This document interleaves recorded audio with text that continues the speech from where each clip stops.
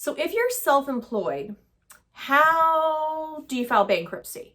What's the difference between someone who is self-employed filing bankruptcy as opposed to someone who is a W-2 employee? What's the catch? What's the difference? Well, it's going to be paperwork. So if you are a W-2 employee, you get a paycheck. Most folks get pretty much the same thing every payday. And so income is easy to prove because you're just getting this paycheck, every 2 weeks, every week, whatnot. But if you're self-employed and you're going to file bankruptcy, first of all, you can file bankruptcy, so don't let that deter you from seeking protection. Okay, I'm self-employed, right? I have a law firm, and so I'm a self-employed person, so I get it, and it's always an extra pain for those of us who are self-employed when you want to do anything. If you want to buy a house and you're self-employed, it's a pain, But with that said, let's talk about what most trustees will ask for. So when you file bankruptcy, we have to do a budget in 2 ways. We file your Schedule I and J, which is your normal monthly household income and expenses. But then we file that lovely thing called the means test, which pretty much everybody I know despises, but it's the law as of right now, and we got to go through it. And the means test is a 6-month average of income and expenses. So if you are self-employed, and by the way, let me just harp on this too. Sometimes people file and they're like, oh, I don't have that. Oh, I can't do that. And I can't do a profit and loss. You shouldn't be in business if you can't do a profit and loss statement, because it is literally a statement that shows money coming in and money going out, your expenses.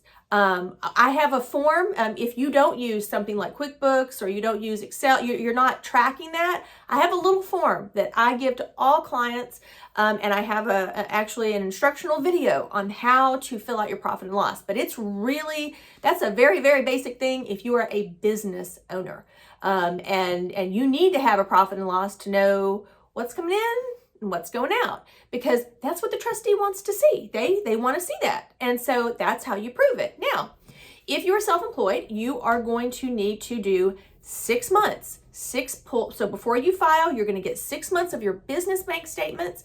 And for each month, you need to look at that business bank statement and do your profit and loss. Okay? Because that's what we have to take to figure out where you're going to come on the means test. And then also, you're self-employed. Your income goes up and down every month. It's not exactly the same, or most people are self-employed. It's not exactly the same. So on Schedule I and J, which is your normal monthly income and expenses, we're going to use that average too. And sometimes I meet with folks and they're like, I can't do it. I can't do Schedule I and J because my income changes every month. Well, yeah, I know that, but we got to show something. And an average is usually the best way to do that. So with that said, don't file bankruptcy as a self-employed person and think you're not going to have to show paperwork, because you are. You're going to have to show paperwork. Now, are you going to have to show like, oh, I need you to go and dig your receipt for this and that? Usually, no, you don't have to get into that nitty gritty. But bank statements, profit and loss page that goes over the bank statement for each month, 6 months before you file. And if you're going to file a Chapter 13 bankruptcy, sometimes, not always, it depends on how your business is set up.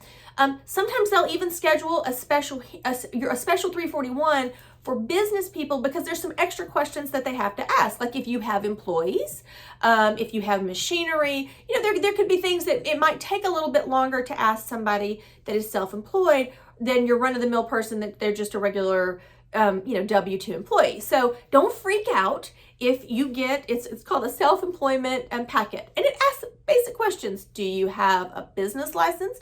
Do you have insurance? Again, if you're a business owner, this should be really basic stuff.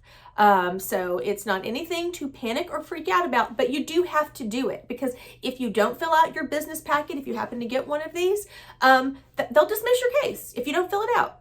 Easy as that, because this isn't like a game of cat and mouse. It's very straightforward. And the trustee's just saying, hey, I need to know how much you're really bringing in from your business. Because when you're filing, especially a Chapter 13 bankruptcy, you have to show you can afford your case. So one of the ways you do that is bank statements, profit and loss statement. So if you are a self-employed person, don't panic if you're like, oh, they're asking for all this stuff. It's okay. They're everything, and that's what I tell my clients. Bankruptcy is step by step. Don't get overwhelmed. And that's one of our jobs as your attorney, to come and say to you, okay, right now I need this. So get me this, and then I can do. Okay. So that's the way you have to approach it. I know sometimes I've heard people tell me, like, I just got this email and it said I needed all this stuff, and they're just flipping out, from another law firm, and they're like, oh my God. And it's like, okay, calm down. We break it down. So if you were one of my clients, yes, you will get an email from my office, or email and probably a call, and they'll say, hey, we see that your case is you're self-employed. It's could be a business case. We know these things are going to come up, so let's get started on it right now, so that a week before your hearing, you're not all of a sudden getting a notice saying, oh, by the way, I need this. Oh, by the way, I need that. Now that is very annoying.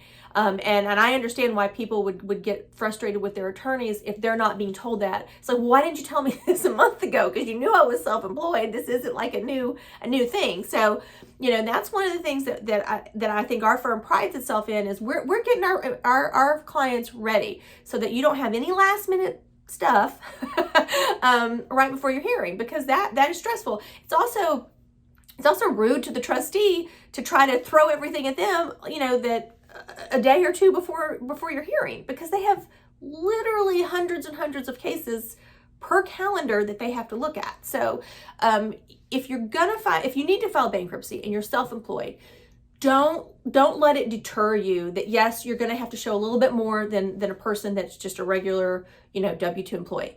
It is completely doable. It should not be that big of a deal, and your attorney should definitely be able to assist you and walk you through it. So if you have any questions, if you're self-employed, you've got any questions about filing bankruptcy, either 7 or Chapter 13, let me know. I'm always happy to answer questions, as long as it's Georgia bankruptcy law, because that's where I'm located, and that's the only place I practice. But reach out, and I'm happy to try to answer any questions that you've got.